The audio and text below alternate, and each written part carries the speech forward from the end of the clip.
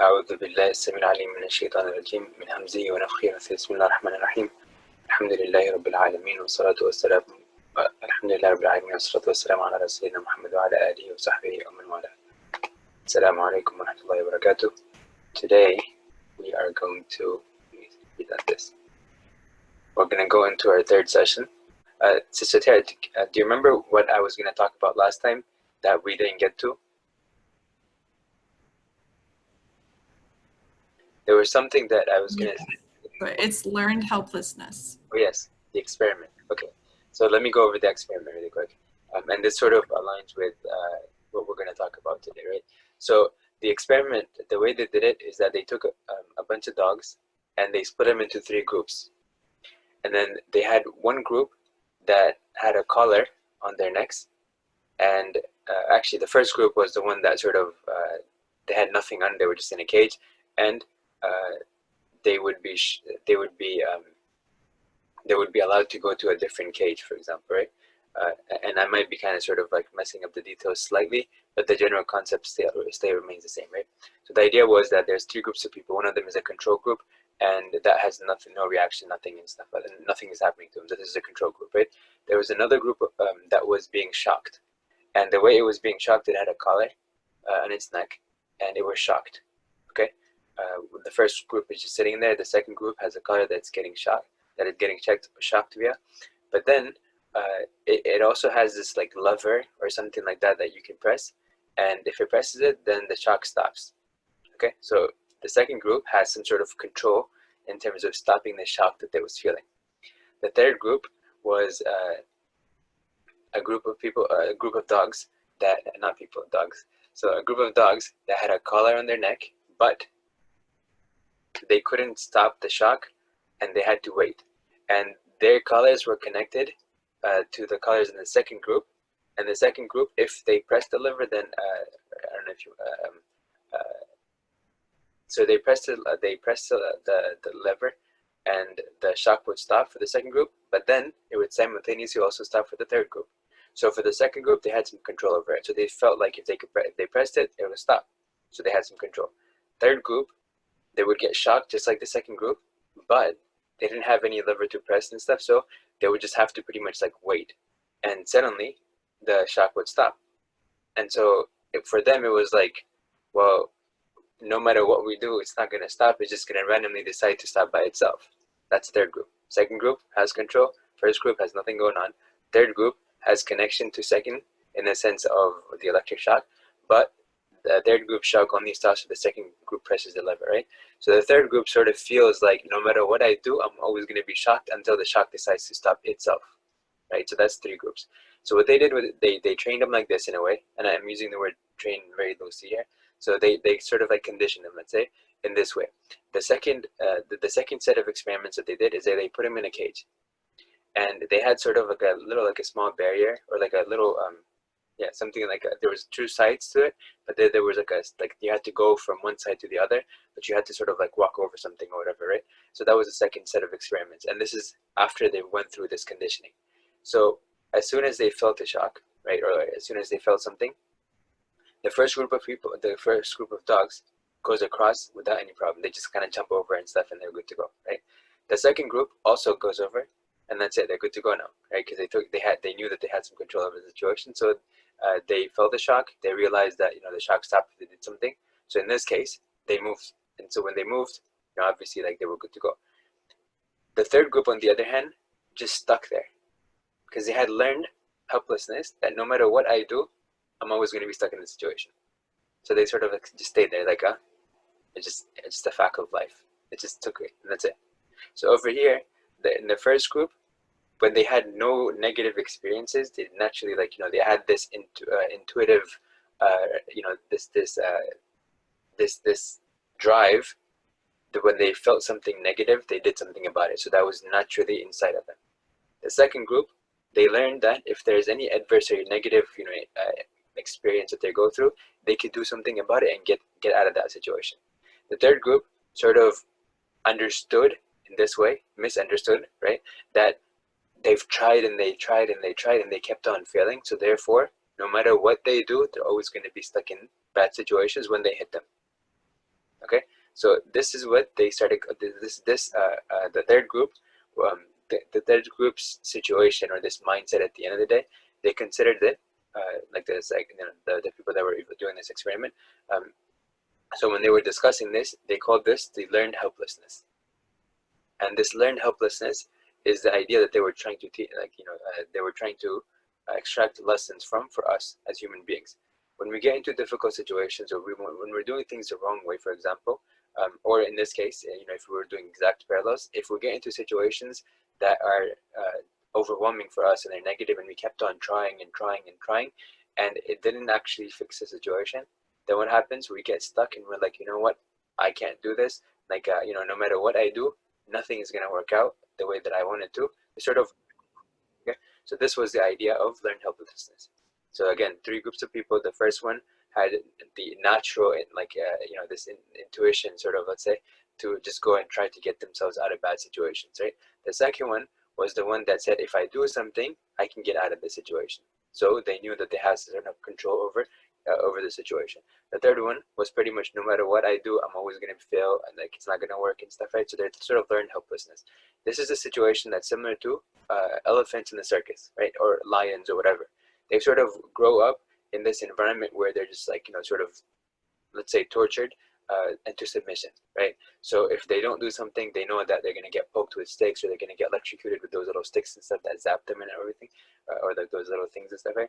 So they've sort of adapted to it. They just sort of mentally just accepted this fact that, okay, no matter how much I try to resist these human beings or whatever, or this electric shock that I'm going to get is going to be it's going to prevent me from being able to do anything, right? So you have this giant elephant, right? You're going to be scared.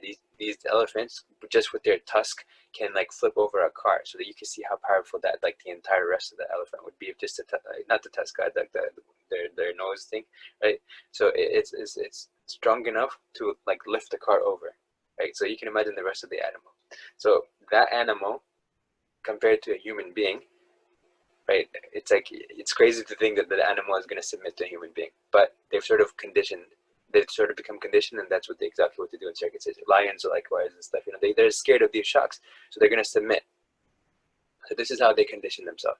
Now, if a lion wanted to, it could take the pain, for example, and just attack a human being, just run away. Or an elephant could have just taken the shock a little bit and then just started attacking the people, or like running away and stuff. Could have done that. But this sort of like boundary that it has established in its mind, this box, right? You know how they say think outside the box. So it's like this thing that they've put around themselves, and they said, okay, I cannot go beyond this, and it's impossible, right?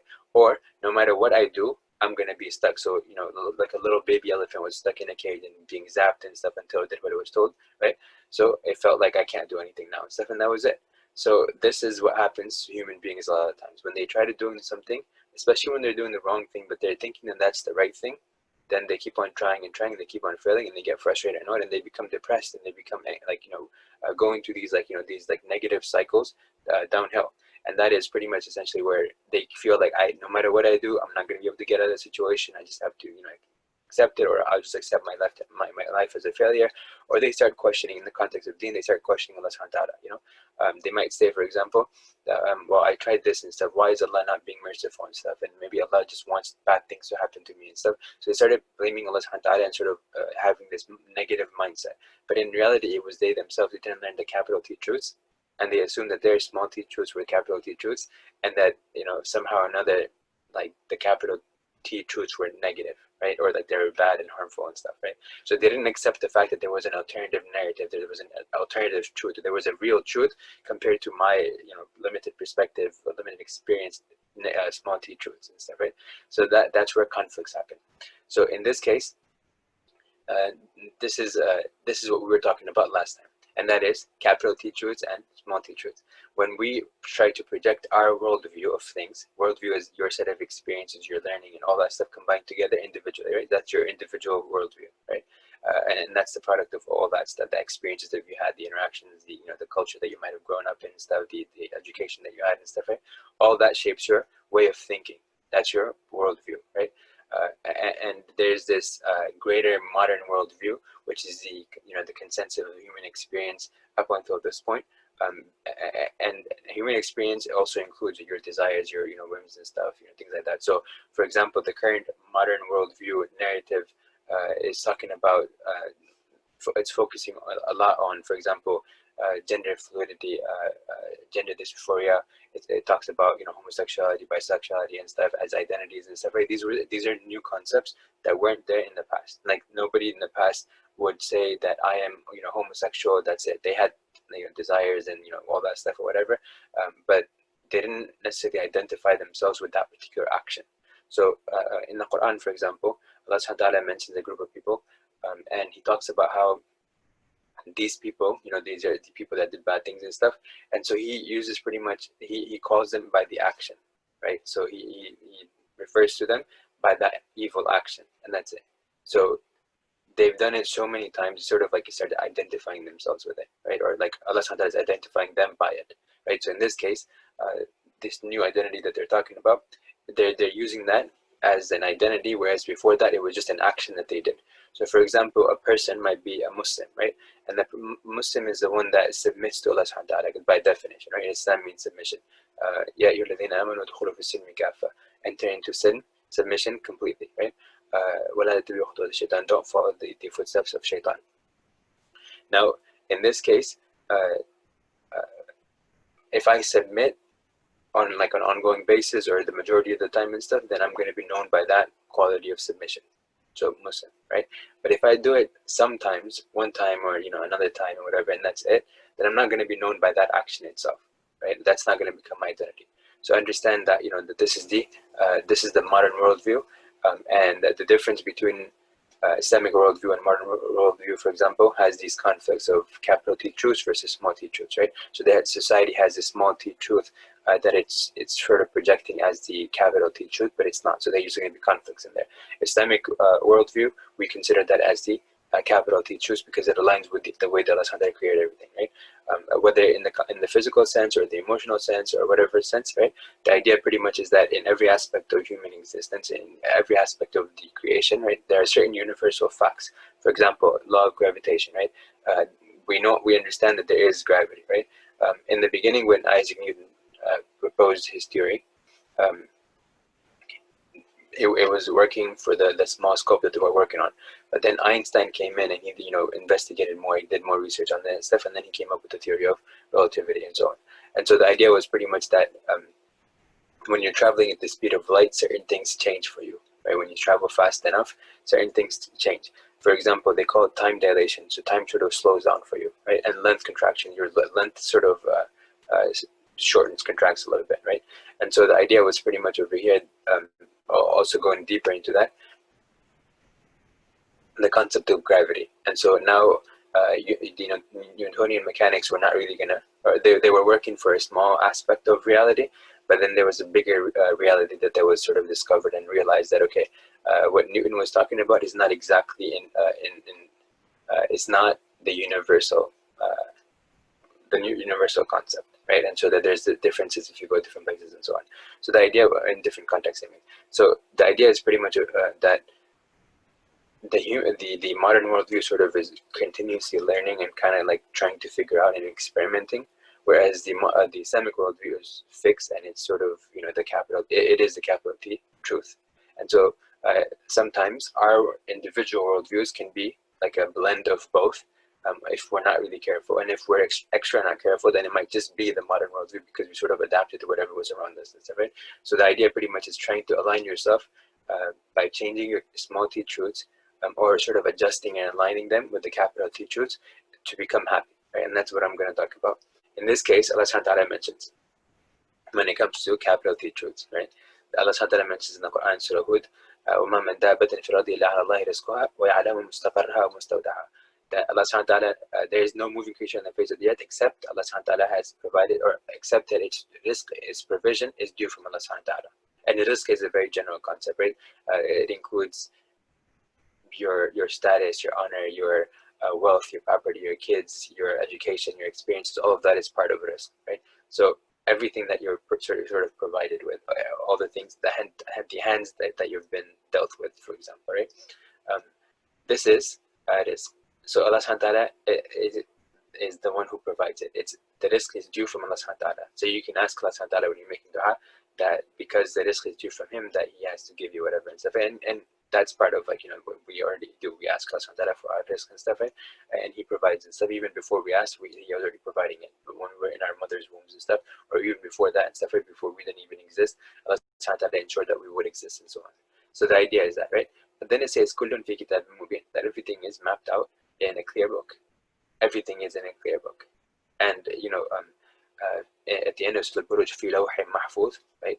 The guarded or preserved tablet, the one that has everything mapped out in it. So everything is mapped out already. And Allah subhanahu wa ta'ala knew everything. And before he sent the guidance, he knew everything, right? So Allah subhanahu wa ta'ala mapped out everything that's going to happen, how it's going to happen based on his wisdom and understanding and knowledge and everything, right?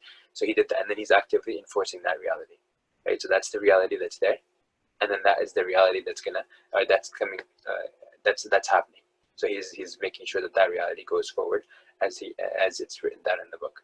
So I hope this makes sense over here, that because Allah subhanahu wa ta'ala has everything mapped out already, he knows everything, this understanding is what helps us move forward, because Allah subhanahu wa ta'ala has set down these rules in the existence of the creation in general, right? And that's the one that the entire world is working on, the entire universe is running on. Pretty much everything of creation is running on those rules. So how do we know what those rules are? Well, this is where wahi comes in, guidance comes in from Allah subhanahu wa ta'ala, revelation, where Allah subhanahu wa ta'ala sends out messengers, right? And so when these messengers come, they tell you what that reality is, whatever is relevant for us to know, without getting overwhelmed and stressed out and stuff, because there's so much to know, right? And our brains cannot really first of all retain all that information, and then number two, understand it, and then number three, to be able to act on it and so on, right? So Allah subhanahu wa ta'ala gives us what's relevant for us in our context, and he doesn't give us what's not relevant for us. So for example, Allah subhanahu wa ta'ala is not going to overwhelm you, because out of his mercy he knows that you're not going to be able to handle that and you might become stagnant. So he doesn't want to stagnate you, and so he gives you whatever is relevant for you and you're good to go. For example, one of the shaykh, he mentioned that if Allah subhanahu wa ta'ala was to tell you exactly when you're going to die, you're going to become paranoid, and you're going to be you're going to be like, every second is going to be like, I'm 1 second closer to my death. And so it's sort of like you're being driven to your slaughter. You know how like the saying goes, the sheep that are sort of being driven to their slaughter. It's like that. You're terrified. Every second you're getting closer to your end, your demise and stuff, right? So you'll be always paranoid. You're pretty much not going to do anything. You're just going to become stagnant. But when you don't know it, when you don't know you're going to die, you sort of, you do your actions as if you're going to live forever. And so you're kind of like more motivated and stuff. You're, kind of keep going and stuff like that, right? And so you optimize your time that way. And you sort of like get immersed in things and stuff like that. So you keep on moving forward and stuff. You're not sitting there depressed, oh my God, I'm getting closer to my death and so on and so on, right? Now on the concept, for example, of birthdays, right? This is one thing that I want to kind of tie in over here. When you every year that you grow a year older, if you really think about it, you're realizing that I am 1 year closer to the year the day I'm going to die. So last year, I was 1 year farther away, but today I came 1 year closer to the day that I'm going to die, whatever that might be, right? And then next year, I'm going to be a year closer. And so a lot of people do have this anxiety in their minds and stuff, because every second that passes by, they're worried about how their life is sort of, how much less of their life is still available for them to live, right? So if they become 30, they sort of like feel like, man, did I really accomplish all the stuff that I wanted to accomplish? And so when they get to 40, they were like, I have 10 years less than I did when I was 30 and stuff. Did I really get to where I wanted to be? When they get to 50, they're sort of like questioning that even more and more and more. And every step that they get closer, they're getting older, they realize that they're coming 1 step closer to death, right? But Allah subhanahu wa ta'ala didn't tell us exactly when you're going to die, because he knew that just knowing that you're getting older is in itself, enough for you, because like you see how people have these midlife crises and so on, and that overwhelms people. And there's this understanding that you don't ask people their age, especially women and stuff, right? So this right here is something that's a real thing. So Allah subhanahu wa ta'ala didn't want to overburden you by telling you exactly when you're going to die, because then you're going to be stagnant and you're not going to do anything and stuff, right? So that's why I wanted to be softer on you. So just the idea that you're going to die, but it's not going to, you don't know when, kind of makes it a little bit easier for you to navigate things and stuff. So this is the understanding of here. So when a person, might say, for example, might start questioning Allah subhanahu wa ta'ala in certain ways, they sort of don't understand the truth. So their small-t truth sort of is what they're trying to project onto Allah subhanahu wa ta'ala himself. They're saying, well, no, this is now how it should be like this and this and this, right? Without realizing that their small-t truth is such a small percentage of the human experience, at any given point, let alone throughout time and space, meaning like from the beginning until the end of time or whatever, that their individual perception of life or whatever is so infinitesimal compared to the rest of it that it doesn't really have any significance, right? But to think that my worldview, my individual worldview, should project onto reality and should determine how reality should be, that's where things kind of are not aligning, and that makes sense. Like your small-t truth, therefore, has no weight compared to the capital T truth. And so a lot of conflicts can happen, especially if you don't accept that there is a bigger truth, and that comes from Allah subhanahu wa ta'ala himself telling you from the record that he has written, the way he designed it, the manual that he put down together, the system, the blueprint, or not the blueprint, the actual details of everything, how it runs. He's telling you from it directly what you need to know, right? So a lot of people, on the one hand, are going to try to experiment with all these things and try to figure that out, trial and error, like we did with the puzzles. But then the people that are believers, the ones that believe in Allah subhanahu wa ta'ala, they accept this message as capital T truth, those people are not going to have to do that. It's like I have the answer sheet right here. So if I was going to the Sudoku puzzle right here, I know the answers to it, so I'll just plug it in, right? And over here, if I knew the answers, then I'm just good to go. So that's how it works. But when you have to try to figure it out on your own, then it becomes a little bit more complicated. Okay, and now here's another hadith from the Prophet ﷺ. You can read it, but in summary, the Prophet ﷺ told us that when a person, and another, there's other longer narrations of this hadith right here, or this, this topic right here. I didn't go into that. I just picked, a small one. But there are a lot more to this that obviously. So, in this context, Allah subhanahu wa ta'ala has appointed an angel in the womb, and this angel is the one that has this interaction with the fetus, and there's a setting of the age of the person when they're gonna die over here, when they're gonna die, when they're gonna how they're gonna live and stuff, how they're gonna are they gonna be happy, are they gonna be sad, what's gonna happen, right? All this stuff is written over here in the womb, and this is in the initial part of the pregnancy. So with this right here, we understand that whatever is happening is already mapped out, right? Like me talking over here was already understood that this is going to happen. I couldn't change that reality. Allah subhanahu wa ta'ala already had it mapped out, and so this angel wrote down if I'm going to be happy or I'm not going to be happy. Where is my risk going to come from? That was already mapped out too, right? How old is it going to be when I'm going to die and stuff, right? All this stuff was mapped out already. When I was in my womb, the angel sort of enforced that, right? It was mapped out in Lahu Mahfuz way before. Remember we mentioned the hadith of 50,000 years before the creation of the heavens and the earth. Allah mapped out everything. But in this case, now that's actually being enforced. Remember I said that everything's said, but Allah subhanahu wa ta'ala actively enforces as well. He's not a passive observer.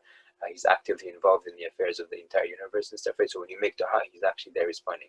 وَإِذَا سَأَلَكَ عِبَادِي عَنِّي فَإِنِّي قَرِيبٌ أُجِيبُ دَعْوَةَ الدَّاعِ إِذَا دَعَانِ فَلْيَسْتَجِيبُوا لِي وَلْيُؤْمِنُوا بِي لَعَلَّهُمْ يَرْشُدُونَ. Whenever you ask, this is talking to the Prophet, whenever you ask, or whenever you're asked about, whenever your slaves, whenever my slaves ask you about me, tell them that I am close, and that I respond to the dua of the one who calls, and so on, right? So this right here tells us Allah subhanahu wa ta'ala is actively involved. So this hadith right here shows us that there is this active involvement of everything that happens. So Allah subhanahu wa ta'ala is making sure whatever was mapped out in the book is actually happening. So there's no changing that decree, and there's nothing like that, right? And so understanding this helps you move forward, because then you understand that Allah subhanahu wa ta'ala, everything that happens in your life, it's not random. There's no such thing as chance in Islam, right? From Allah's perspective, there's no such thing as chance. There's no coincidence. Everything happened because it was meant to happen. It was supposed to happen. And there's a lot more hadith on this topic. For example, the one where Abdullah ibn Abbas, the cousin of the Prophet, when he was sitting with the Prophet, and the Prophet told him, should I not tell you about certain things and stuff? And so he mentioned certain words to him. One of the things that he advised them, he said, know that if the people were to gather together to benefit you, they would not be able to benefit you except with what is already written down for you, right? And likewise, if they were to gather together to harm you, they would not be able to harm you except what has already been mapped out. And he said, رُفِعَتِ الْأَقْلَامِ, that the pens have been lifted. And he said the pages have dried. So there's no changing that decree. It's done. It's set, and that's how it's going to be, right? And then there's a lot more to this. For example, the Sahaba asked, okay, so if everything is set, should we not try then? Like if everything's gonna happen? He said, the Prophet said no. And this is the question that a lot of people ask today and think that this is like a unique question that they came up with and stuff like that the scholars had not known about. But actually, this is what the Prophet himself addressed already. The Sahaba had the same question, like, should we not do something about it then? Like if the decree is going to just take place, and so should we not do anything? The Prophet said no. In the other hadith, he said no. He said, do your part and stuff, pretty much. And he said, whatever it is that you're destined for is going to become easy for you, but you have to put your efforts in. So if you're going to sit back and say, well, I'm not going to do anything because the decree is going to take over, okay, well, then you chose sort of like your end, right? But if you sit there and say, no, I can, like for example, the fact that you guys got on this webinar over here, that in itself was a choice that you guys made, right? Well, Allah knew that you're going to make that choice. And so he facilitated that choice for you if you were sincere, right? So the sincerity is very important over here, because sincerity leads to guidance. Without sincerity, no matter how a person might, how good the person might be in terms of doing good actions and stuff like that, if they weren't doing it sincerely for Allah subhanahu wa ta'ala, then there's no benefit to it, right? And Allah only gives you guidance if you are sincere, because Satan, at least when he was arguing on Sunnah, he mentioned the same thing. He made an exception for the people that he would be able to misguide, right? So he made the exception to those people where the people that he's not going to be able to harm or misguide or whatever. And he said about them, except your slaves who are like the super sincere ones and stuff, right? And Allah subhanahu wa ta'ala in a different verse also says, except my slaves who are very sincere. So this was the differentiation that he gave. Anyways, with this point, going to this next topic of positive psychology. So positive psychology is this idea that okay, so there was traditional psychology where it was focused more on mental disorders and things like that. But positive psychology decided to look at it a different way. And this the growing body of evidence is actually pointing in favor of positive psychology, right? And that is that if you imagine that there's a baseline, right, where everyone sort of starts off. This is the baseline. This is the card that you've sort of been dealt with. But then you sort of have to go above that, right? And if you're going above that, you're thriving, you're flourishing, and so on, right? So this is the idea of going above a certain baseline that all of us sort of start off with. And again, for each of us, the baseline might be a little bit different. So the skills or whatever mindsets, tendencies, the environments you might have, sort of have this thing on you, this impact on you, right? But then as you learn more things, as you start to develop certain things and stuff, you get sort of okay. So this baseline is broken down into multiple aspects, let's say. Okay, so for example, let's compare it to a person who's working out. It's a little bit easier to work on this. So let's say a person who's working out. If they keep working out, an athlete that's training for something, the more they train, the better they can get at it, right? So this is going from a baseline where they started off above that, right? So going from the baseline and going upwards based on your conditioning or training or whatever that you're doing in that field, in that sport, whatever you're doing, right? So you're kind of growing like that. If you go to school, for example, for first grade, there are certain things that you don't know how to do, but then you practice and you get better. For example, writing skills and stuff, for example, being able to read things and stuff, as you go higher and higher, the more you practice, the more competent you become in it. So this is how they would look at it. But they also, positive psychology looked at it as you never go below the baseline. Like you always go upwards. And in some cases, you might not have focused on certain aspects of your of who you are, right? Of your person. And so because of that, you come across certain negative situations, for example. But it's only because you're not really better at that aspect of it. So if you imagine a team, right? Let's say there's a football team, or let's say a basketball team, there's only a few players in it, right? So let's consider a basketball team because it's easy, yeah. A basketball team has players, and each player has its own unique input to the team. Now, if one of the players didn't practice or didn't do what they were supposed to do, that's the weak point over there. And so if the team fails, it could be heavily because of that person not doing their part of the whole thing. So within a family environment, there are certain roles that each person plays.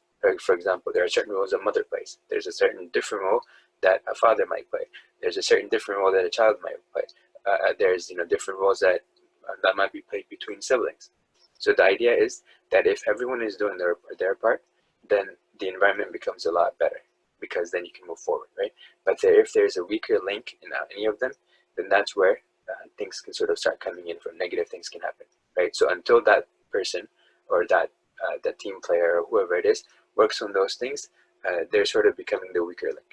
So the idea pretty much is like all of them have to work together and stuff, right? And so you work on all different aspects.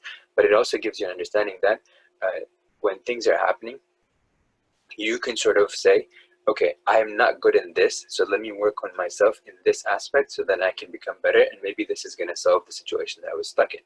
So that's the idea over here. So understand that difference over here, that there's different aspects and we need to improve ourselves in certain aspects, and that's going to help us get better. That's what positive psychology is saying. The traditional psychology method was saying that at the end of the day, we sort of regress and we sort of go below the baseline. So we go in the negatives. Okay, positive psychology says there's no negative. It's just that you haven't improved in a certain aspect of your existence or whatever. So you can work on that, and then you can get better and stuff, right? Whereas the traditional psychology method was that you're actually going below the baseline. So you're actually going backwards. And so that's a negative thing and stuff. And that's where, so they have this entire manual of like disorders and stuff, right? And so they detail out like all these things.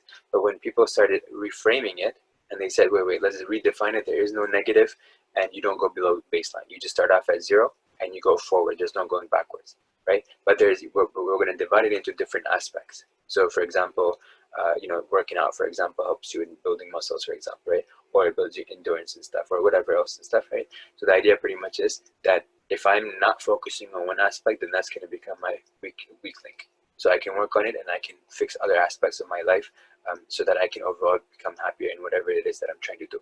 But until I do that, then that, the whatever is still at 0, whatever is level 1 or whatever is level 2, compared to other things that are level 10 or 15 or 100 or whatever. So that sort of the discrepancy in the levels and stuff could impact my life. So if that's the case, let me just work on those things that I'm weak in. There's nothing wrong with that, because I understood that that's my weak link. So let me work on it so it becomes my strength. So my weakness then becomes my strength, then, right? And that's it. So the entire outlook is different then. So that's where I notice over here. Positive psychology is focusing on a positive outlook, and that's what seems to, based on the growing body of evidence, in terms of research and stuff that's going on in this field, it seems to be meshing with reality. So the initial the small t truth of traditional psychology ended up not meshing well with capital T the truth, right? Where it was more about understanding like how human existence actually works. But then they start realizing that it's not working, so they try to propose a different model. And this is in the, you remember the thing I mentioned about learned helplessness. So the author, or the one who pretty much like came up with this idea of positive psychology, Martin Seligman, he mentioned, he coined the word then, if you can learn helplessness, then you can also learn its opposite. That you can also train a person to actually be able to do things and like change and like become better and grow themselves and so on. So this is where things started getting reframed. So they started realizing their original small t truth did not align with the capital T truth, and so they started restructuring it. And the restructuring is seeming more in line with capital T truth. So this new proposal, this new mindset, this new framework that they're sort of putting out seems to be meshing more with the capital T truth. And for Muslims, we understand that Allah subhanahu wa ta'ala is always going to be looking out for you and so on. Is just that you turn away from Allah subhanahu wa ta'ala, and that's when things sort of are left to you. Okay, you want to turn away from Allah subhanahu wa ta'ala, okay, you could do whatever it is that you want, but don't expect Allah subhanahu wa ta'ala to pretty much like take care of you like completely and stuff, and that's it. Allah's still going to give you food and water and all that stuff, whatever it is that's destined for you, but you're also on your own now. So that's it. You're saying, I don't want to ask Allah subhanahu wa ta'ala, I want to depend on myself. So okay, Allah's going to let you do that. Still going to take care of you, in general. But at the same time, you're going to start feeling that, okay, I'm sort of on my own. Now I have to account for all the variables in my life, right, on my own. So I have to understand that all the factors and all the dynamics that go on. Remember, I mentioned the 4D existence that we have. All that stuff I have to process and understand myself before making any decision, and that could be really overwhelming because your interaction is so your interaction with so many people is so sophisticated. It's not like a simple, okay, I can do this. But when you align yourself, when you make dua to Allah subhanahu wa ta'ala, when you make istikhara, for example, it's to ask Allah subhanahu wa ta'ala to sort of steer you in the right direction, sort of like manually, like take you as if by hand, let's say, and you kind of like getting like taken from one place to the other, right? Whereas if you sort of take it on your own, that I need to figure things out on your own, then you can imagine that even a supercomputer and stuff is not able to do something like that, because there's still modeling, like if you know about what the weather channel works and so on, or the weather predictions or forecasts that that you see for like 7-day or 10-day forecast or whatever, it's all based on models, but they're not perfect. They miss the point sometimes, right? A lot of times. So the idea pretty much is that a positive outlook would be where you align your small t truth with the capital T truth. With that, this thing about flourishing, this is one of the terms that they use over there, and that is it focuses on positive emotions, engagement, positive relationships, meaning achievement, and this necessarily depends on your small t truth aligning with capital T truth. I hope this makes sense over here. When that does, then you start flourishing, because you start understanding how things work. If you knew how to play the game of basketball, then you're going to play and you're going to get better at it, because you're going to keep working on it. You're going to learn how to do things and how not to do things. So you're going to get better and better with practice, right? And that's what this is all about. Because you sort of like understand, oh, I know how to drive now. So you're not stressed out every time you sit in front of a car. You're like terrified and panicking. Okay, what do I do first? What do I do? Like, how do I do this and stuff like that? Do I take a right turn here? Do I take a left turn over here? How do I turn my wheel?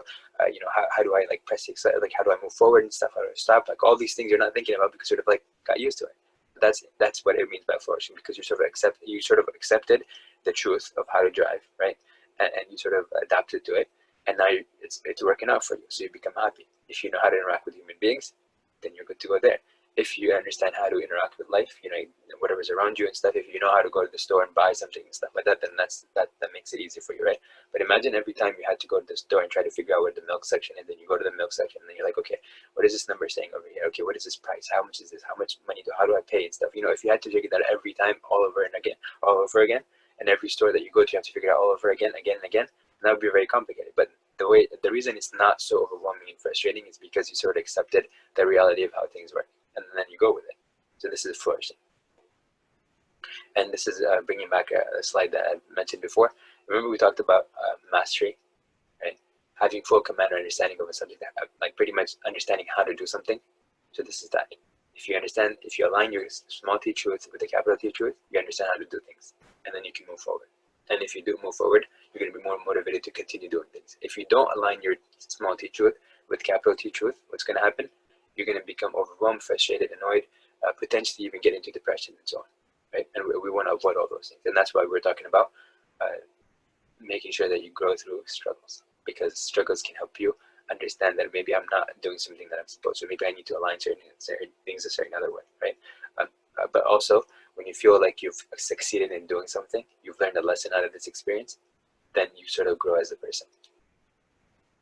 With that, I want you to, inshallah, go ahead and reflect on this, inshallah, as much as you can. Try to look at where your perception of reality, your cultural norms, your ideological norms, whatever it is that you've sort of adopted as truth, try to figure out if they're actually truth. Your small t truths that you have, are they actually capital T truths or not? And the best way to do that is to see if they align with revelation. If they don't align with revelation, then it's obviously a big conflict. And a lot of times we assume that just because we have a human experience that of like all these centuries and stuff, and all these people and these smart people, that somehow or another all that knowledge has been accumulated in us, and it also accounts for what is going to happen in the future, and that like somehow or another, like this human experience, it does necessarily predict with 100% certainty what's going to happen in the future, and so on and so on. Sometimes we sort of assume that in terms of action. We might not think about it actively, but it is it is in our subconscious, sort of sitting there. We're just assuming that everything is the way we think it is. But we have to constantly understand that not everything is like that, because our experience by itself as one person is not the consensus, the compilation or the compendium of all the human experience that has ever been up until this point, that has been thus far accumulated.